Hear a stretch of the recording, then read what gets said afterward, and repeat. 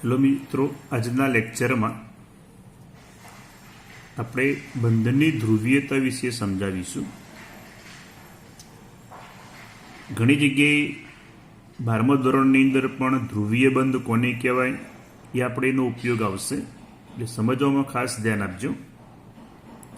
100% આયનીય અથવા સહસંયોજક બંધના અસ્તિત્વનો નિર્દેશ એક આદર્શ પરિસ્થિતિ છે,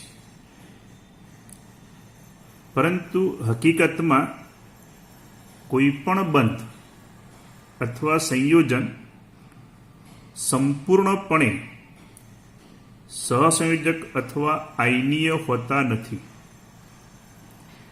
જો સહસંયોજક હોય તેમાં થોડુંક આયનીય લક્ષણ પણ જોવા મળી શકે. આયનીય હોય તો એની અંદર થોડાક પ્રમાણમાં સહસંયોજક પરિસ્થિતિ પણ જોવા મળે. ધ્યાન આપજો. હવે આપણે અહીંયા બે પ્રકારના બંધ જોઈએ. એક અધ્રુવીય સહસંયોજક બંધ કોને કહેવાય?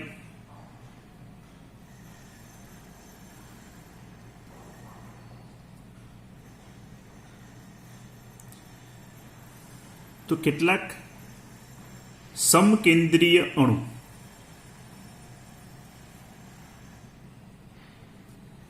સમકેન્દ્રીય કોને કહેવાય? ધારો કે આપણે H2 અણુ, તો H2 અણુમાં 2H પરમાણુ વચ્ચે ઇલેક્ટ્રોનની ભાગીદારી થઈ આ રીતે એક સહસંયોજક બંધ બનેલો છે. આપણે આ H પરમાણુ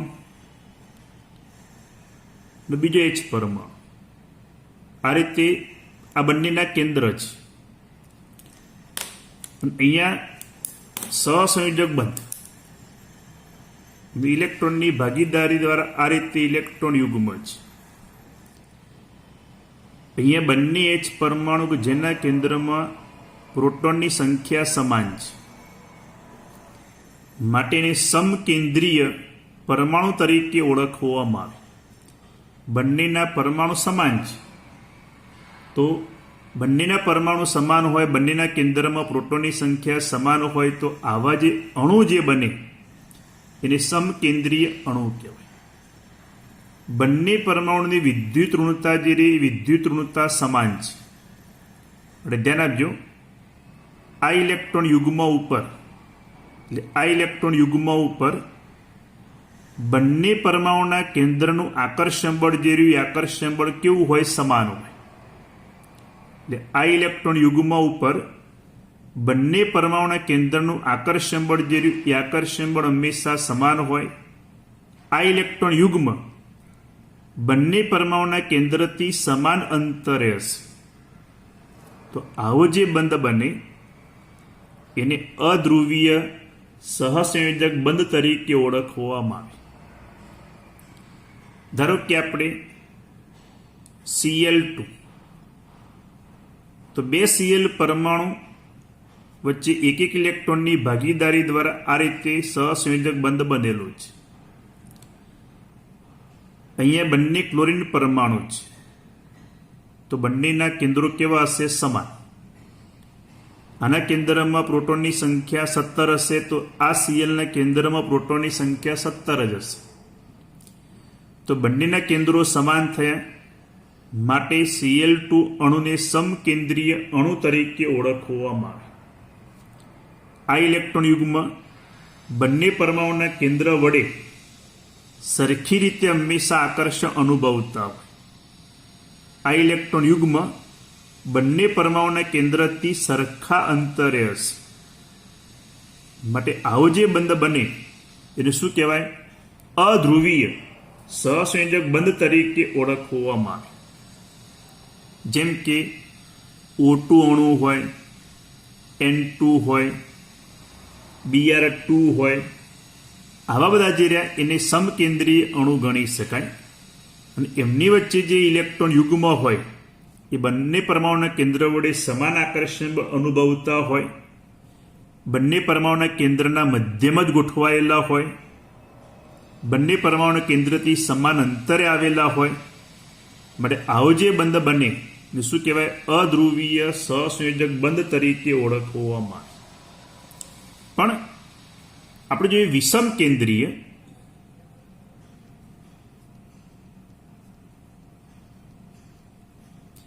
કે જેમાં બંનેના કેન્દ્રો સમાન ના હોય, જેમ કે આપણે HF નામ સુધા હાઇડ્રોજન ફ્લોરાઇડ, તો બંને પરમાણુ વચ્ચે એક એક ઇલેક્ટ્રોનની ભાગીદારી દ્વારા આ રીતે સહસંયોજક બંધ બનશે. ધ્યાન આપજો, આપણે ચેપ્ટર નંબર 3 ની અંદર ભણી ગયા હાઇડ્રોજન પરમાણુ કરતાં ફ્લોરિનની વિદ્યુત ઋણતા ખૂબ જ વધુ છે. માટે આ ઇલેક્ટ્રોન યુગ્મ ઉપર ફ્લોરિનના કેન્દ્રનું આકર્ષણ બળ જે રહ્યું એ આકર્ષણ બળ હંમેશા વધુ હોય. તો આ ઇલેક્ટ્રોન યુગ્મ એ ફ્લોરિનના કેન્દ્રની વધારે નજીક હશે. પરિણામે ફ્લોરિન ઉપર આ રીતે લખાય માઇનસ ડેલ્ટા, આના ઉપર લખાય પ્લસ ડેલ્ટા. જેની વિદ્યુત ઋણતા વધુ હોય એના કેન્દ્ર તરફ આ બે પરમાણુ વચ્ચેનું ઇલેક્ટ્રોન યુગ્મ એ કેન્દ્ર તરફ આકર્ષાયેલું હશે. માટે તેના ઉપર આંશિક ઋણ વીજભાર ઉત્પન્ન થાય. અને જે પરમાણુની વિદ્યુત ઋણતા ઓછી હોય એના ઉપર આંશિક ધન વીજભાર ઉત્પન્ન થાય. ધારો કે લઈએ આપણે HCl, તો હાઇડ્રોજન અને ક્લોરિન વચ્ચેનું જે ઇલેક્ટ્રોન યુગ્મ જે રહ્યું એ ઇલેક્ટ્રોન યુગ્મ કોના કેન્દ્ર નજીક હશે? તો ક્લોરિનના કેન્દ્ર નજીક હશે. કારણ કે હાઇડ્રોજન કરતાં ક્લોરિનની વિદ્યુત ઋણતા વધુ જ આ ઇલેક્ટ્રોન યુગ્મ ઉપર ક્લોરિનના કેન્દ્રનું આકર્ષણ બળ હંમેશા વધુ હોય. માટે એ ઇલેક્ટ્રોન યુગ્મ બંને પરમાણુના કેન્દ્રની મધ્યમાં નહીં હોય, પણ જેની વિદ્યુત ઋણતા વધુ હશે એના કેન્દ્ર નજીક જોવા મળશે. માટે ક્લોરિન ઉપર આંશિક ઋણ વીજભાર આવે, આના ઉપર આંશિક ધન વીજભાર આવે. તો એમની વચ્ચે આ જે બંધ બને H અને Cl વચ્ચે આ જે બંધ બને માઇનસ ડેલ્ટા ને અહીંયા પ્લસ ડેલ્ટા, તો આવો જે બંધ બને એને કહેવાય ધ્રુવીય સહસંયોજક બંધ તરીકે ઓળખવામાં આવે. એ રીતે અહીંયા પણ હાઇડ્રોજન અને ફ્લોરિન, તો ફ્લોરિન ઉપર આંશિક ઋણ વીજભાર હોય, H ઉપર આંશિક ધન વીજભાર હોય. તો આ જે બંધ બને એ બંધને એક ધ્રુવીય સહસંયોજક બંધ તરીકે ઓળખવામાં આવે. ક્લિયર મિત્રો? તો આ રીતે સમકેન્દ્રીય અણુમાં બે પરમાણુ વચ્ચે જે ઇલેક્ટ્રોન યુગ્મ હોય એના ઉપર બંને પરમાણુના કેન્દ્રનું સમાન આકર્ષણ બળ લાગે. એટલે એ ઇલેક્ટ્રોન યુગ્મ બંને પરમાણુના કેન્દ્રના મધ્યમાં જોવા મળશે. બંને પરમાણુના કેન્દ્રથી સમાન અંતરે જોવા મળશે. તો આવો જે બંધ બને ને શું કહેવાય? અધ્રુવીય સહસંયોજક બંધ તરીકે ઓળખવામાં આવે. પણ વિષમ કેન્દ્રીય અણુ હોય તો જે પરમાણુની વિદ્યુત ઋણતા વધુ હશે એ પરમાણુ તરફ બંને પરમાણુના કેન્દ્રનું ઇલેક્ટ્રોન યુગ્મ એ પરમાણુ તરફ આકર્ષાયેલું હશે. માટે તેના ઉપર આંશિક ઋણ વીજભાર ઉત્પન્ન થાય. જેની વિદ્યુત ઋણતા ઓછી હોય એના ઉપર આંશિક ધન વીજભાર ઉત્પન્ન થાય. પણ એમની વચ્ચે જે બંધ બને એ બંધને શું કહેવાય? ધ્રુવીય સહસંયોજક બંધ તરીકે ઓળખવામાં આવે. હવે ધ્યાન આપજો, એની સંજ્ઞા શું થાય? તો જે પરમાણુની વિદ્યુત ઋણતા વધુ હોય તો આ રીતે તીર વડે દર્શાવવામાં આવે. જો આ તીરની શરૂઆત કહેવાય. અહીંથી આપણે શરૂ કર્યું અને આ થયો એનો છેડો. તો તીરનો શરૂઆતનો ભાગ જેની વિદ્યુત ઋણતા ઓછી હોય એ તરફ હોય અને એનો છેડો એ હંમેશા ઋણભારિત પરમાણુ તરફ જોવા મળે. બીજું, આ રીતે જેની વિદ્યુત ઋણતા ઓછી હોય અહીંયા આ રીતે ક્રોસ તીર દર્શાવવામાં આવે. જેના જો મિત્રો જે અણુમાં ધ્રુવીય બંધ જોવા મળે એની સંજ્ઞા શું થાય? તો જે પરમાણુની વિદ્યુત ઋણતા ઓછી હોય ત્યાં તીરની શરૂઆત હોય અને છેડો ઋણભારિત પરમાણુ તરફ હંમેશા જોવા મળશે. એટલે આ શું કહેવાય? ક્રોસ જે રહ્યું એ ક્રોસ હંમેશા ધન છેડા તરફ હોય અને તીરનું શીર્ષ એ હંમેશા ઋણ છેડા તરફ જોવા મળે. એટલે તીરનો શરૂઆતનો ભાગ આ જે ક્રોસ એ ધન છેડા તરફ હોય અને આ તીરનું શીર્ષ એટલે અહીંયા જે આ જે ભાગ જે રહ્યો તીરનો આ જે ભાગ એ હંમેશા ઋણ છેડા તરફ જોવા મળે. ક્લિયર મિત્રો? તો આ રીતે લુઈસ બંધારણની અંદર ધ્રુવીય સહસંયોજક બંધ આ પ્રમાણે હંમેશા દર્શાવી શકાય. ધ્રુવીય બંધ જે રહ્યો એની અંદર ધ્રુવીય બંધને કારણે એક દ્વિધ્રુવીય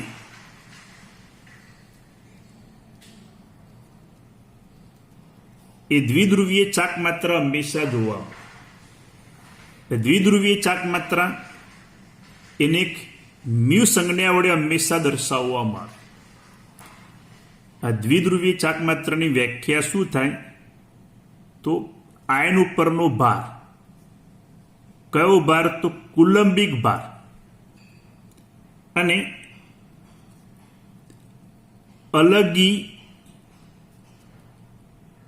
અલગીકરણનું અંતર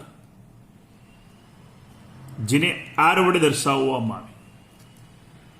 આયન પરનો કુલંબિક ભાર ગુણ્યા અલગીકરણનું અંતર એટલે શું થાય?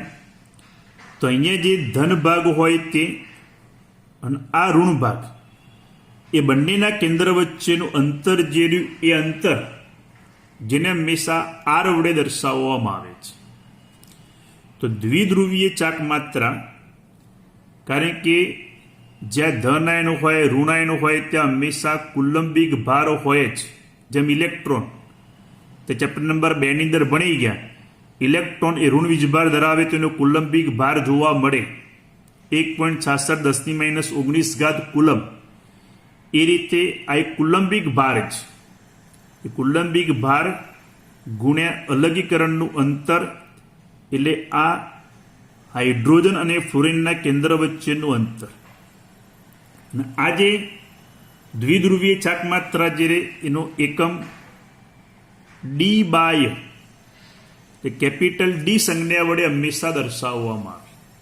તો ધ્યાન આપજો મિત્રો, જે અણુમાં આ રીતે ધ્રુવીય બંધ હોય એવા અણુની અંદર હંમેશા દ્વિધ્રુવીય ચાક માત્રા જોવા મળે.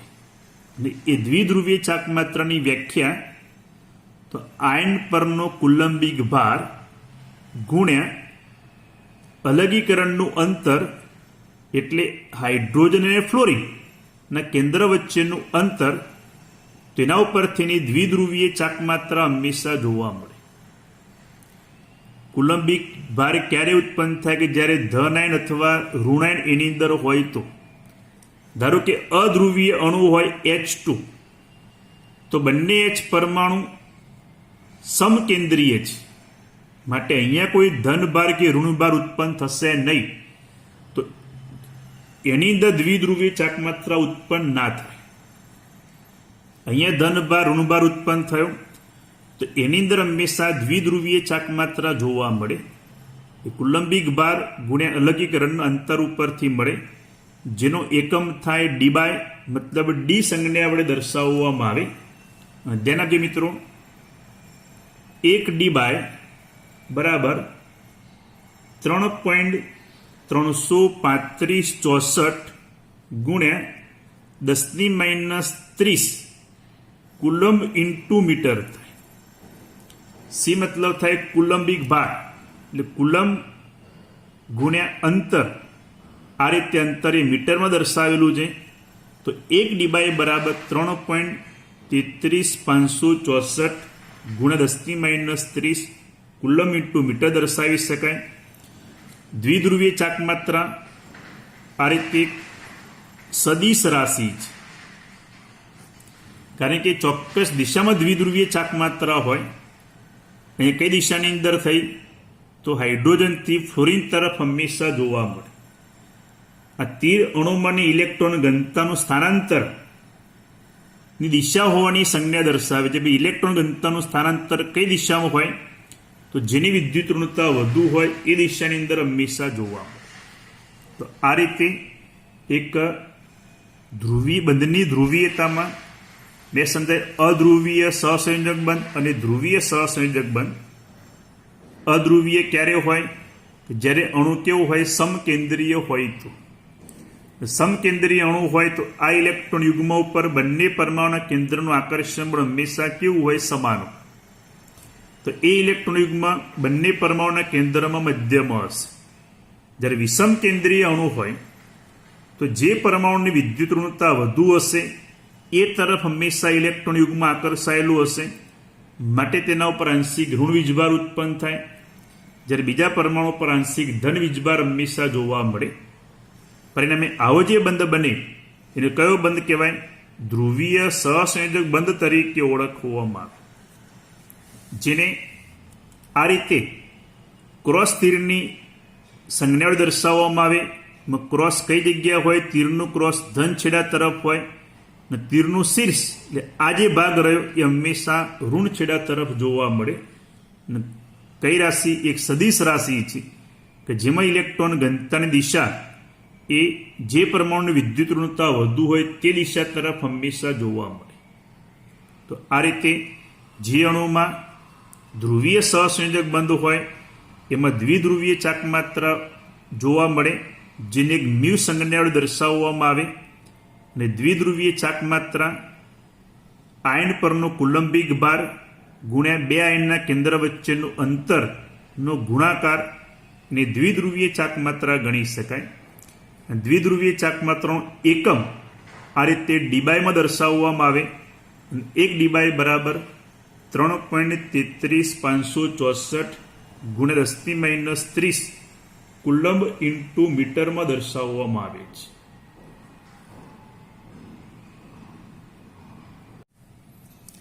ત્યારબાદ જોઈએ આપણે બહુપરમાણુય અણુમાં દ્વિધ્રુવીય ચાકમાત્રા. ખાસ ધ્યાન આપજો, બહુપરમાણુય અણુઓના કિસ્સામાં અણુની દ્વિધ્રુવીય ચાકમાત્રા જુદા જુદા બંધની દ્વિધ્રુવીય ચાકમાત્રાનો સદિશ સરવાળો છે. આપણે મિત્રો ઉદાહરણ તરીકે લઈએ H2O. તો H2O નું આપણે જાણીએ છીએ કે ઓક્સિજન પરમાણુ સાથે 2 H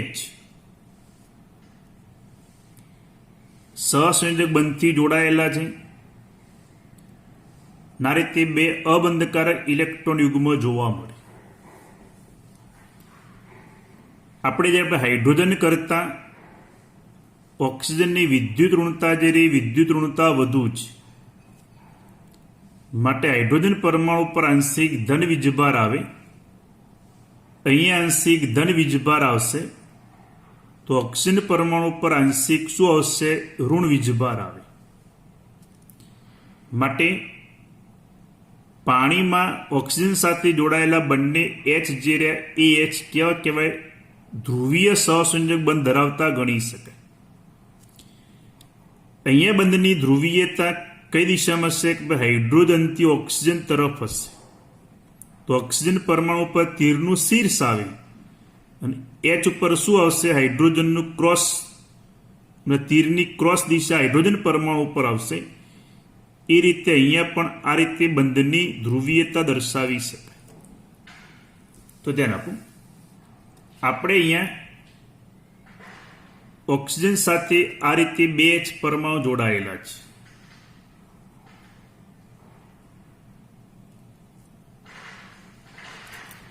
એ બંને H ધ્રુવીય સહસંયોજક બંધ ધરાવે. એ બંધની ધ્રુવીયતા આ દિશાની અંદર જોવા મળે. અહીંયા પણ બંધની ધ્રુવીયતા દિશાની અંદર જોવા મળે. તો અહીંયા બંધની કુલ ધ્રુવીયતા કેટલી હોય? તો આ બંનેની ધ્રુવીયતાનો આપણે સદિશ સરવાળો કરી દઈએ તો એ બંધની ધ્રુવીયતા આ દિશાની અંદર જોવા મળશે. મતલબ બંધની ધ્રુવીયતા હાઇડ્રોજનથી ઓક્સિજન તરફ હોય, અહીંયા હાઇડ્રોજનથી ઓક્સિજન તરફ જોવા મળે. તો આ બંધની ધ્રુવીયતાનો કરી દઈએ આપણે સરવાળો, તો સદિશ સરવાળો આ દિશાની અંદર હંમેશા જોવા મળે. એટલે બંધની ધ્રુવીયતા જે રહી એ પાણીમાં એ બંધની ધ્રુવીયતાનું મૂલ્ય 6.17 ડીબાઈ જેટલું, 6.17 ગુણ્યા 10⁻³ કુલમ ઇન્ટુ મીટર જેટલું એ મૂલ્ય હંમેશા જોવા મળશે. તો આ રીતે મિત્રો પાણીના અણુમાં આ બંધની ધ્રુવીયતાનો સદિશ સરવાળો જે રહ્યો એ દ્વિધ્રુવીય ચાકમાત્રાનું મૂલ્ય એ 6.17 ગુણ્યા 10⁻³ કુલમ ઇન્ટુ મીટર જેટલું જોવા મળે. અને એ દ્વિધ્રુવી ચાકમાત્રાનું નેટ મૂલ્ય જો ડીબાઈ એકમમાં મેળવવું હોય તો 1.85 ડીબાઈ જેટલું જોવા મળે. અને એને આપણે કુલમ ઇન્ટુ મીટરમાં રૂપાંતર કરવું હોય તો આને કેટલા વડે ગુણવા પડશે? કારણ કે 1 ડીબાઈ બરાબર મેં તમને આગળ કહ્યું 3.33 ગુણ્યા 10⁻³ કુલમ ઇન્ટુ મીટર જોવા મળે. તો આ રીતે પાણીના અણુમાં ચોખ્ખી દ્વિધ્રુવીય ચાકમાત્રાનું મૂલ્ય જો કુલમ ઇન્ટુ મીટરમાં મેળવવું હોય તો 6.17 ગુણ્યા 10⁻³ કુલમ ઇન્ટુ મીટર જેટલું થાય. અને ડીબાઈ એકમમાં મેળવવું હોય તો 1.85 ડીબાઈ જેટલું જોવા મળે. તો આ રીતે મિત્રો દ્વિધ્રુવીય ચાકમાત્રા પાણીના અણુની અંદર આ રીતે ડીબાઈ એકમમાં કુલમ ઇન્ટુ મીટરમાં દર્શાવી શકાય. પણ જેમ કે આપણે BF2 જેના જો મિત્રો પ્રશ્ન પરીક્ષામાં આવું પૂછાય, BF2માં બી અને ફ્લોરિન વચ્ચેનો બંધ જે રહ્યો એ બંધ ધ્રુવીય છે, પરંતુ તેની દ્વિધ્રુવીય ચાકમાત્રાનું પરિણામી મૂલ્ય 0 છે. શા માટે? તો કારણ ધ્યાન આપજો. BF2માં બેરિલિયમની બાહ્યતમ કક્ષાની અંદર 2 ઇલેક્ટ્રોન છે. એની સાથે ફ્લોરિન આ રીતે એક ઇલેક્ટ્રોનની ભાગીદારી કરશે. કે ફ્લોરિનની બાહ્યતમ કક્ષામાં 7 ઇલેક્ટ્રોન હતા, એક બેરિલિયમ સાથે આ રીતે એક ઇલેક્ટ્રોનની ભાગીદારી કરશે. માટે BF2માં આ રીતે બંધકોણ જે રહ્યો એ બંધકોણ 180 ડિગ્રી જેટલો જોવા મળશે. બંને બંધ આ રીતે સીધી રેખાની અંદર જોડાયેલા છે. એ ધ્યાન આપજો. બેરિલિયમ કરતાં ફ્લોરિનની વિદ્યુત ઋણતા વધુ છે, માટે તેની દ્વિધ્રુવીય ચાકમાત્રા આ દિશાની અંદર જોવા મળશે. અહીંયા પણ બંધ ધ્રુવીય છે, તો તે દ્વિધ્રુવીય ચાકમાત્રા આ દિશાની અંદર જોવા મળશે. માટે બંને ધ્રુવીય બંધ જે રહ્યા એ ધ્રુવીય બંધ પરસ્પર એકબીજાની વિરુદ્ધ દિશાની અંદર ગોઠવાયેલા છે. મિત્રો તમે ફિઝિક્સમાં ભણી ગયા, બંને સદિશ પરસ્પર વિરુદ્ધ દિશાની અંદર ગોઠવાયેલા હોય તો પરિણામી એમનો સરવાળો કેટલો થાય? 0 થાય. માટે અહીંયા પણ બંને દ્વિધ્રુવ ચાકમાત્રા આ રીતે પરસ્પર વિરુદ્ધ દિશાની અંદર ગોઠવાયેલી છે. માટે બંને દ્વિધ્રુવી ચાકમાત્રા એકબીજાને હંમેશા રદ કરશે. મતલબ બંને દ્વિધ્રુવીય ચાકમાત્રાનો સરવાળો જે રહ્યો એ સરવાળો કેટલો થાય? 0 થાય. એવો પ્રશ્ન પૂછાય કે BF2માં બેરિલિયમ અને ફ્લોરિન વચ્ચેનો બંધ ધ્રુવીય છે, પરંતુ તેની દ્વિધ્રુવીય ચાકમાત્રાનું પરિણામી મૂલ્ય 0 છે. તો લખવાનું એ કે BF2માં બેરિલિયમ અને ફ્લોરિન વચ્ચેના જે ધ્રુવીય બંધ જે રહ્યા એ ધ્રુવીય બંધ પરસ્પર વિરુદ્ધ દિશાની અંદર ગોઠવાયેલા છે. અને એકબીજાને વિરુદ્ધ દિશામાં ગોઠવાયેલા હોય તેનું સદિશ સરવાળો જે રહ્યો એ હંમેશા શૂન્ય થાય, મતલબ દ્વિધ્રુવીય ચાકમાત્રાનું મૂલ્ય જે રહ્યું એ મૂલ્ય હંમેશા શૂન્ય થાય. આવો પ્રશ્ન BCl2 માટે પણ પૂછાઈ શકે. BF2 માં જે ઘટના હતી એ જ ઘટના BCl2 માટે સમજાવી શકાય. હવે ધ્યાન આપો. BF3 તો BF3 માં બોરોન સાથે આ રીતે 3 ફ્લોરિન સહસંયોજક બંધથી જોડાયેલા છે. કારણ કે બોરોનની બાહ્યતમ કક્ષામાં 3 ઇલેક્ટ્રોનો હોય. એ 3 ફ્લોરિન સાથે એક ઇલેક્ટ્રોનની ભાગીદારી કરશે. પ્રશ્ન એ છે કે BF3 માં બોરોન અને ફ્લોરિન વચ્ચેનો બંધ જે રહ્યો એ બંધ ધ્રુવીય છે, પણ તેની દ્વિધ્રુવીય ચાકમાત્રાનું પરિણામી મૂલ્ય શૂન્ય છે. તો BF3 અણુ આ રીતે સમતલીય છે, જેમાં આ રીતે 3 BF બંધ FBF FBF FBF દરેક બંધકોણનું મૂલ્ય કેટલું જોવા મળશે? 120 ડિગ્રીએ. શબ્દ છે દક વિન્યાસ. દક વિન્યાસ મતલબ થાય ગોઠવાયેલા છે. અહીંયા 3 BF બંધ 120 ડિગ્રીના ખૂણે દક વિન્યાસ મતલબ અવકાશની અંદર ગોઠવાયેલા છે. હવે જો આ દ્વિધ્રુવી ચાકમાત્રા આ દિશાની અંદર થાય, આ દ્વિધ્રુવી ચાકમાત્રા આ દિશાની અંદર થશે, આ દ્વિધ્રુવી ચાકમાત્રા બોરોનથી ફ્લોરિન આ દિશાની અંદર હંમેશા થશે. ધ્યાન આપજો. ત્રણેય દ્વિધ્રુવીય ચાકમાત્રાનો સરવાળો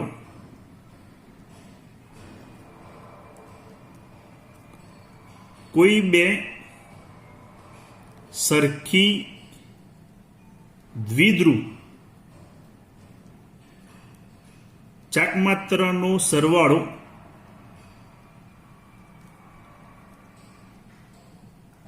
ત્રિજ્યાની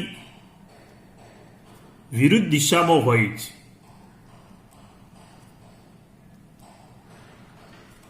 મતલબ શું થાય?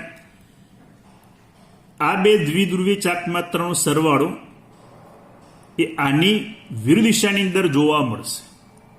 મતલબ આ બંનેની દ્વિધ્રુવીય ચાકમાત્રાનો સરવાળો આ દિશામાં જેટલો હશે, અહીંયા કેન્દ્રથી ધારો કે કેન્દ્ર વિચાર લઈએ તો આ બે દ્વિધ્રુવીય ચાકમાત્રાનો સરવાળો આ દિશામાં જેટલો હશે એટલો દ્વિધ્રુવીય ચાકમાત્રાનું મૂલ્ય આ દિશાની અંદર જોવા મળશે. આવું ક્યારે બને? જ્યારે અણુ સમતલીય હોય ત્યારે. BF3 અણુ હોય, BCl3 અણુ હોય, આવા જે અણુ જે રહ્યા કે જેમાં બંધ 120 અંશના ખૂણે ગોઠવાયેલા હોય, અણુ સમતલીય હોય ત્યારે આવી ઘટના જોવા મળે કે આ બે દ્વિધ્રુવીય ચાકમાત્રાનો સરવાળો એ ત્રીજાની વિરુદ્ધ દિશાની અંદર જોવા મળશે. એટલે આ દ્વિધ્રુવીય ચાકમાત્રા જે રહી એ આ બંનેનો સરવાળો આપણે ધારીએ તો એનું મૂલ્ય અને આ દિશાની દ્વિધ્રુવીય ચાકમાત્રાનું મૂલ્ય એ પરસ્પર વિરુદ્ધ દિશાની અંદર હશે, મૂલ્ય સમાન હશે, માટે તેમની દ્વિધ્રુવીય ચાકમાત્રાનું પરિણામી મૂલ્ય જે રહ્યું એ હંમેશા શૂન્ય બનશે.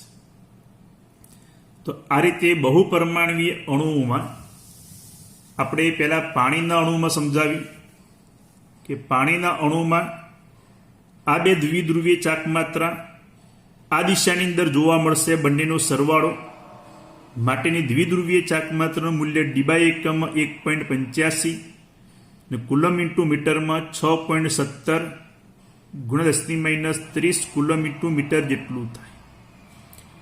આપણે જાણીએ છીએ પાણીમાં આ બે OH બંધ 104 5 ડિગ્રી અંશના ખૂણે હંમેશા ગોઠવાયેલા છે. આ રીતે વળાંક દિશામાં કોણીય આકાર જોવા મળે. આ બંનેની દ્વિધ્રુવીય ચાકમાત્રાનો સરવાળો હંમેશા સદિશ આ દિશાની અંદર જોવા મળે. BF2માં બંને દ્વિધ્રુવીય ચાકમાત્રા પરસ્પર વિરુદ્ધ દિશામાં ગોઠવાયેલું હોય તો પરિણામી મૂલ્ય હંમેશા શૂન્ય બનશે. જ્યારે આવા સમતલીય અણુઓ જે રહ્યા BF3 હોય, BCl3 હોય, આ બંનેની દ્વિધ્રુવીય ચાકમાત્રાનો સરવાળો એ ત્રીજાની વિરુદ્ધ દિશાની અંદર હંમેશા જોવા મળે. માટે તેનું પરિણામી મૂલ્ય જે રહ્યું એ મૂલ્ય હંમેશા શૂન્ય થાય.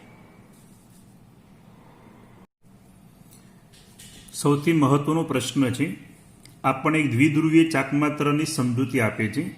ખાસ ધ્યાન આપજો આની અંદર સમજવાની અંદર.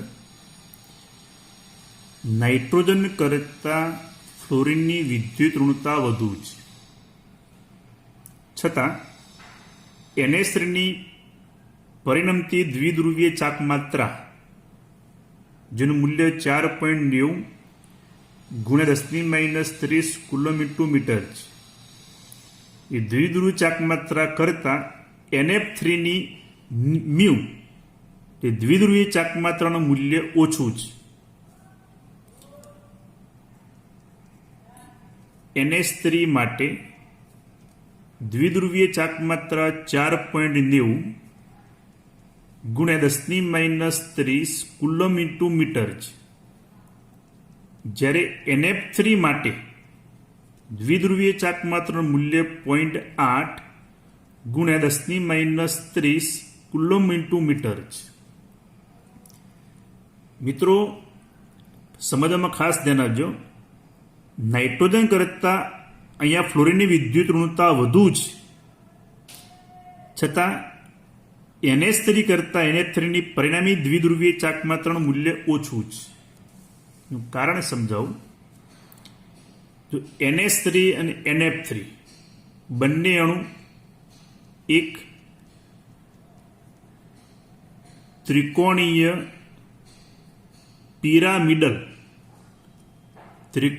પિરામિડલ આકાર ધરાવે છે. જો આપણે નાઇટ્રોજન પરમાણુ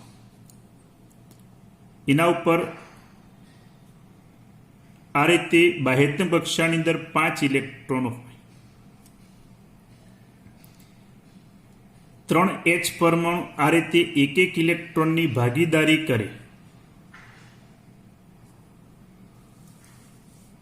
તો આ 3 સહસંયોજક બંધ બનશે. આ જે રહ્યા એ બંધકારક ઇલેક્ટ્રોન યુગ્મ કહેવાય. આને શું કહેવાય? અબંધકારક ઇલેક્ટ્રોન યુગ્મ કહેવાય. પરિણામે એનો આકાર જે રહ્યો એ આકાર નાઇટ્રોજન સાથે આ રીતે 3H પરમાણુ ત્રિકોણીય પિરામિડલ આકારમાં ગોઠવાયેલા છે. ને આ ઇલેક્ટ્રોન યુગ્મ જે રહ્યું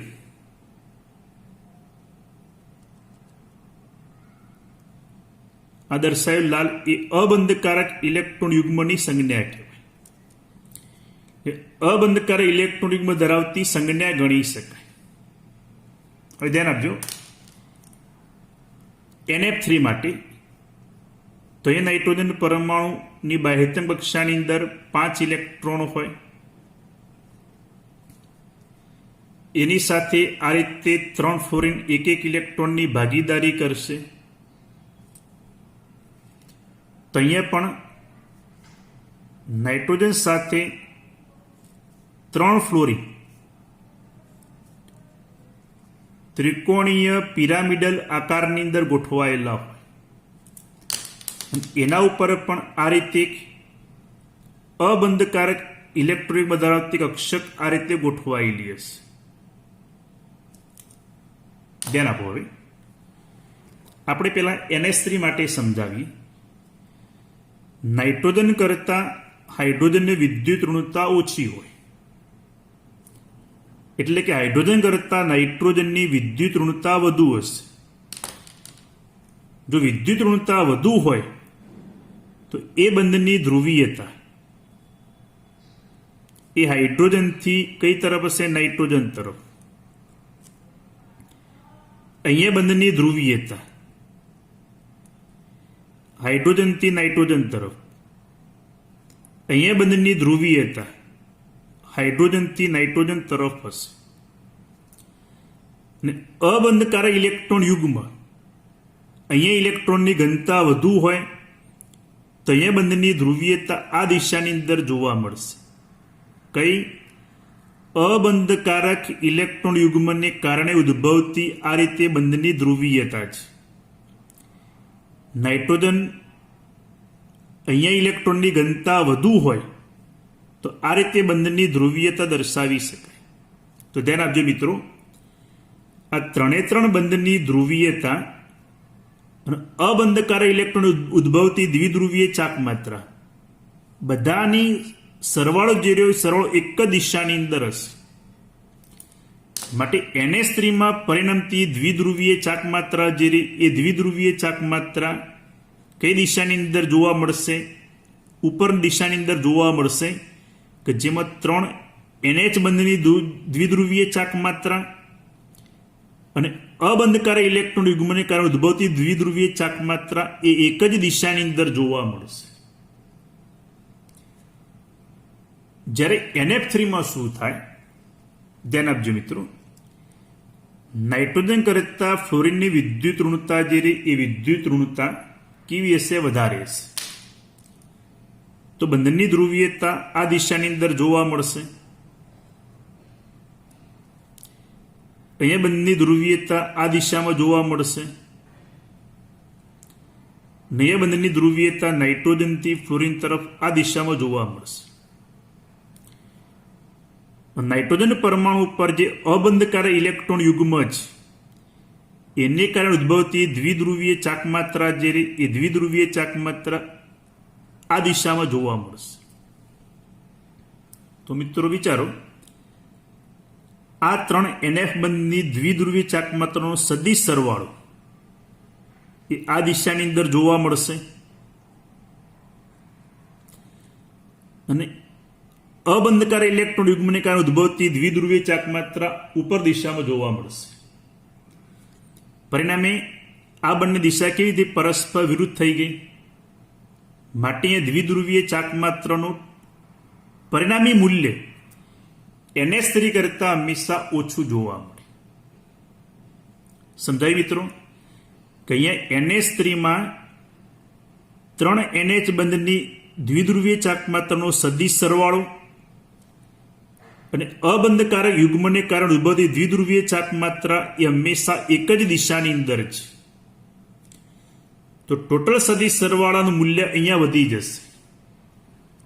જ્યારે NF3 માં આ 3 NF બંધની દ્વિધ્રુવીય ચાક માત્રાનો સદિશ સરવાળો અને અબંધકારક ઇલેક્ટ્રોન યુગ્મને કારણે ઉદ્ભવતી દ્વિધ્રુવીય ચાક માત્રાનો સરવાળો એ પરસ્પર કેવા હશે? વિરુદ્ધ હશે. માટે પરિણામી દ્વિધ્રુવીય ચાક માત્રાનો સદિશ સરવાળો NH3 કરતા હંમેશા કેવો હશે? ઓછો હશે. માટે NH3 માં દ્વિધ્રુવીય ચાક માત્રાનું મૂલ્ય એ 4.90 × 10 - 30 કુલમ મીટર થાય. જ્યારે અહીંયા 0.8 × 10 - 30 કુલમ મીટર જેટલું મૂલ્ય થાય. સમજાય મિત્રો? તો આ રીતે NF3 માં અબંધકારકને કારણે ઉદ્ભવતી દ્વિધ્રુવીય ચાક માત્રા આ જે 3નો સદિશ સરવાળો જે રહ્યો એ પરસ્પર વિરુદ્ધ દિશામાં હોવાને કારણે એના પરિણામની અસરની અંદર હંમેશા ઘટાડો કરી શકે.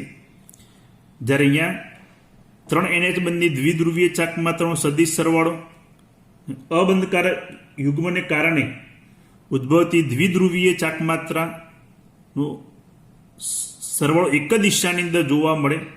માટે તેનું પરિણામી મૂલ્ય હંમેશા વધી જશે. તો આથી એક બંધની ધ્રુવીયતા વિશેની માહિતી ખાસ આપણે પાછળના પાઠની અંદર 12મા ધોરણની અંદર પણ આવી દ્વિધ્રુવીય ચાક માત્રા અણુ જ્યારે ધ્રુવીય હોય ત્યારે એની અંદર આ પ્રકારની દ્વિધ્રુવીય ચાક માત્રા હંમેશા જોવા મળશે જ. પણ જો દ્વિધ્રુવીય ચાકમાત્રનો સદિશ સરવાળો જે પરસ્પર વિરુદ્ધ દિશામાં ગોઠવાયેલા હોય તો પરિણામી મૂલ્ય હંમેશા કેવું બનશે? શૂન્ય. જે આપણે આગળના ઉદાહરણમાં સમજાવ્યું, BF2 હોય, BF3 હોય, BCl2 હોય, એવા અણુમાં દ્વિધ્રુવીય ચાકમાત્ર હંમેશા કેવી હશે? શૂન્ય હશે. ઓકે મિત્રો.